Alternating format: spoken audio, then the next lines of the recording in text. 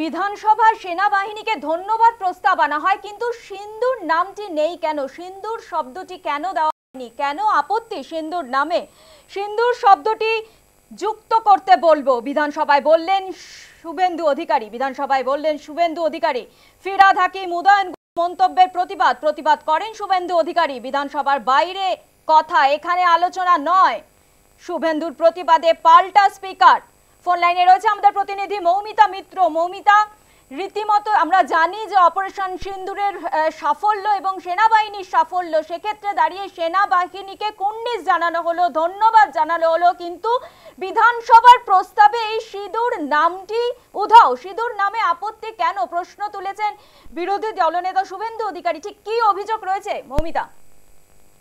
একেবারে ভারতীয় সেনাবাহিনীর প্রতি সম্মান জানিয়ে একটি বিধানসভায় প্রস্তাব পেশ করেন স্পিকার বিমান বন্দ্যোপাধ্যায়, এবং সেখানেই যে অপারেশন সিন্দুর, সেই সিঁদুর নামটিকে কেন ব্যবহার করা হয়নি সেই প্রসঙ্গে তোলেন আজকে বিরোধী দলনেতা শুভেন্দু অধিকারী।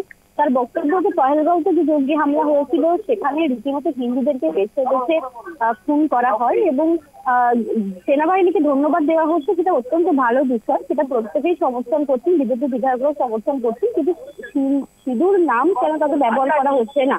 অর্থাৎ কোথাও গিয়ে একেবারে যে হিন্দুদের উপরে যে অত্যাচার হয়েছে, তাদের উপরে যে তাদেরকে যে নৃশংসভাবে হত্যা করা হয়েছে, সেই বিষয়টিকে কোথাও গিয়ে আলাদা করে অ্যাড্রেস করা হচ্ছে না, সেটাই তার বক্তব্য। এবং আজকে আমরা দেখা গেল যে এই প্রস্তাবকে কেন্দ্র করে রীতিমতো কিন্তু বিজেপি বিধায়ক এবং তৃণমূল কংগ্রেসের বিধায়কদের মধ্যে কিন্তু তীব্র ক্ষোভ বিক্ষোভের পরিস্থিতি তৈরি হয়। বিপক্ষেরই বক্তব্য যে এবং পাল্টা আমরা দেখছি যে মমতা বন্দ্যোপাধ্যায় তিনিও বলেন যে মুসলিম ভাই অর্থাৎ পহেলগাঁওতে যিনি হিন্দুদেরকে বাঁচাতে গিয়ে যে একজন গুলি খেয়েছিলেন, যার মৃত্যু হয়েছিল, তাকেও তিনি কুর্নিশ জানাচ্ছেন। এবং অর্থাৎ এই অপারেশন সিন্দুর, যেটা ভারতীয় সেনাবাহিনীর যে বিশেষ যে নাম দেওয়া, যার প্রত্যাঘাতের যে নাম দেওয়া হয়েছিল, যে পোশাকি নাম, সেই সিঁদুর শব্দটিকে কেন ব্যবহার করা হলো না, সেই বিষয়টা নিয়ে আসলে বিরোধী দলনেতা তিনি কিন্তু প্রশ্ন তুলেছেন।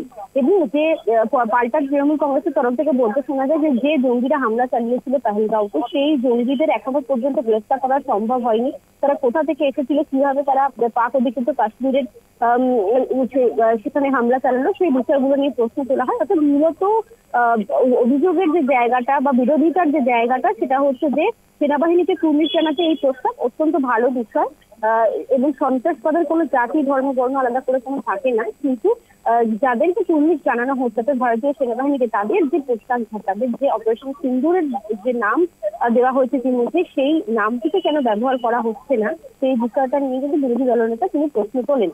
এবং পাল্টা উদয়ন গুহ থেকে শুরু করে আরো যারা ফিরহাদ হাকিমের একটি মন্তব্যের বিষয় বলতে শুরু করেন বিরোধী দলনেতা, কিন্তু সেটা নিয়ে স্পিকার বলেন যে একেবারে বিধানসভার বাইরের বিষয়, তো সেটা নিয়ে বিধানসভায় আলোচ্য বিষয় নয়।